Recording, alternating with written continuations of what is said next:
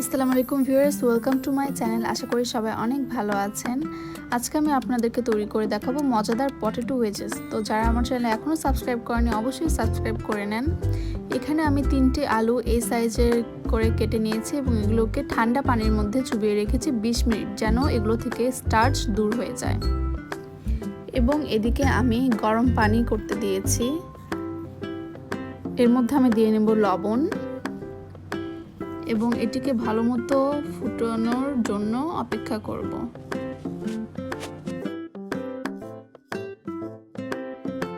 তো আমার পানি ভালো মতো ফুটে গেছে। এখন আমি এর মধ্যে দিয়ে নিব আলু, যেগুলোকে আমি 20 মিনিট ধরে ঠান্ডা পানির মধ্যে ভিজিয়ে রেখেছিলাম।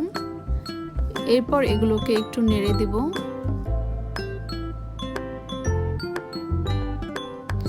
নাড়ার পর আমি 3 মিনিট অপেক্ষা করব, যেন আধা সিদ্ধ অবস্থায় আসে সেই জন্য।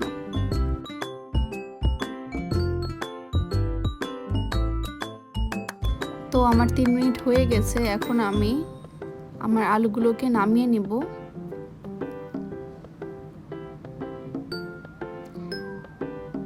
এবং এগুলোকে নর্মাল পানি দিয়ে ধুয়ে নিব।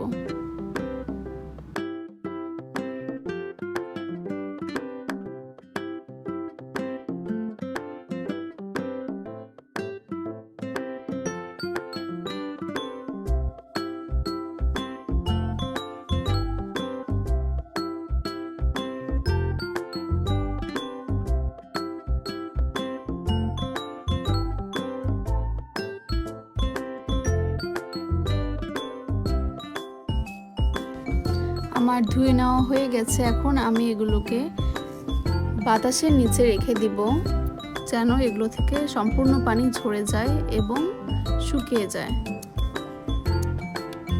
এখানে আমি রেখে দিয়েছি, অপেক্ষা করব পানি শুকানোর জন্য। আমি ফ্যানের নিচে রেখে দিয়েছি আলুগুলোকে। আলুগুলো একটু ছড়িয়ে ছড়িয়ে দিতে পারলে ভালো।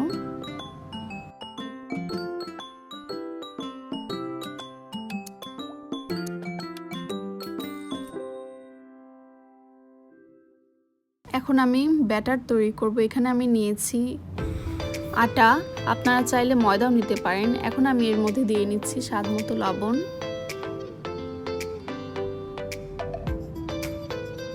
এরপর দিয়ে দিচ্ছি ধনিয়া গুঁড়ো,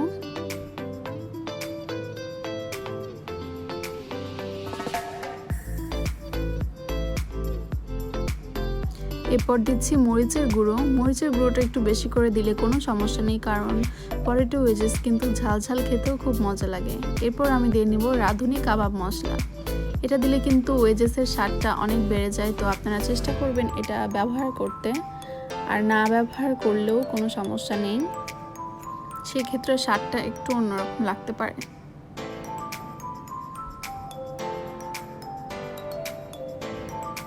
লবণটা আমার কাছে মনে হলো একটু কম হয়েছে, তাই আমি আবারও দিলাম।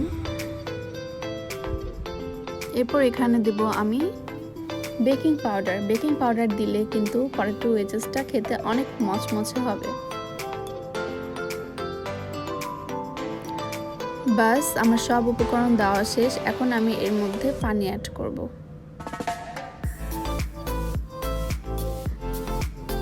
পানি আমি একবারেই সব অ্যাড করব না, আমি অল্প অল্প করে পানি অ্যাড করব এবং এটিকে ভালোভাবে নেড়ে নিব, যেন এর ঘনত্বটা ঠিকমতো আন্দাজ করতে আমার সুবিধা হয়। সেই জন্য আপনারা দেখতে পাচ্ছেন আমি অল্প অল্প করে পানি দিচ্ছি আর নেড়ে নিচ্ছি।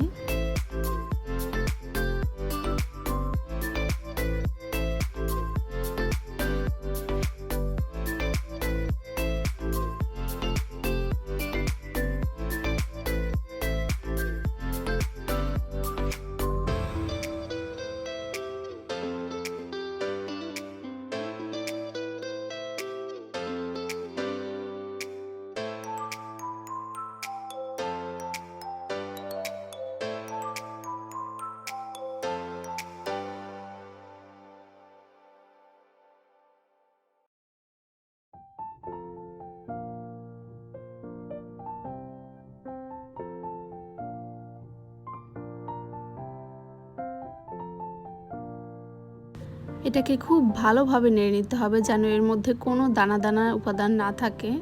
তো তো আমার কাছে এখানে মনে হয়েছে যে ব্যাটারটা একটু বেশি পাতলা হয়ে গিয়েছে, এই জন্য আমি এর মধ্যে আবারও একটু আটা মিক্স করে নিচ্ছি। ব্যাটারটা বেশি পাতলা হয়ে গেলে কিন্তু পটেটোর গায়ে এগুলো ভালো মতো লাগতে চাবে না।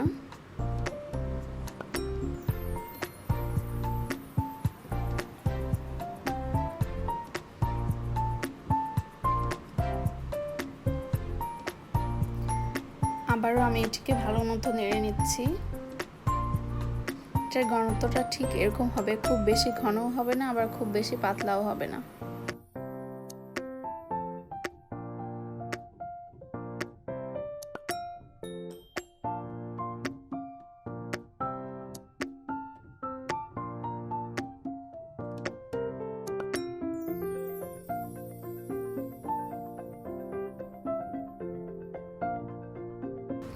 এদিকে আমি কড়াইয়ে তেল গরম হতে দিয়েছি।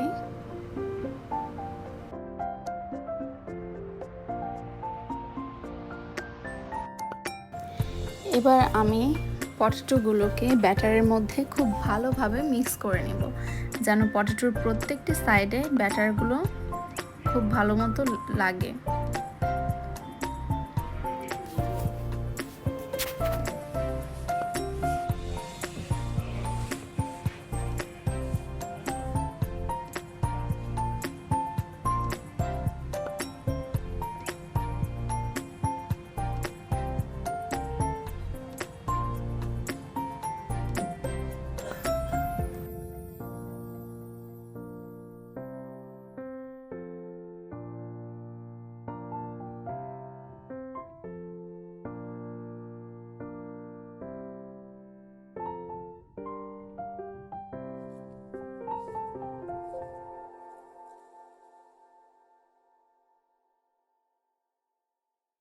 তেলটা খুব ভালোভাবে গরম হয়ে গিয়েছে। এরপর এর মধ্যে আমি পটেটোগুলো ছেড়ে দেব।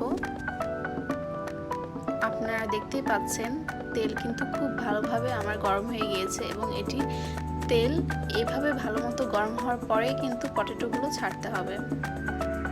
তো আমি একটা একটা করে পটেটো ছাড়ছি, একসাথে কিন্তু সব ছাড়ছি না।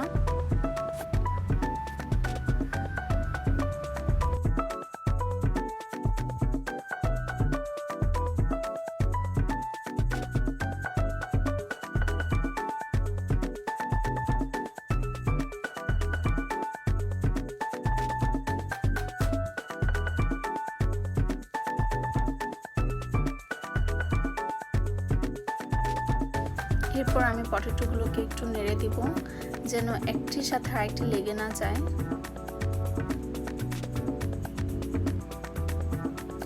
পটেটোগুলোকে আমি ব্রাউনিশ কালার করে ভেজে নিব। আমার এভাবে করে ভেজে নিতে 5 মিনিটের মতো লেগেছে প্রত্যেকটি ধাপে।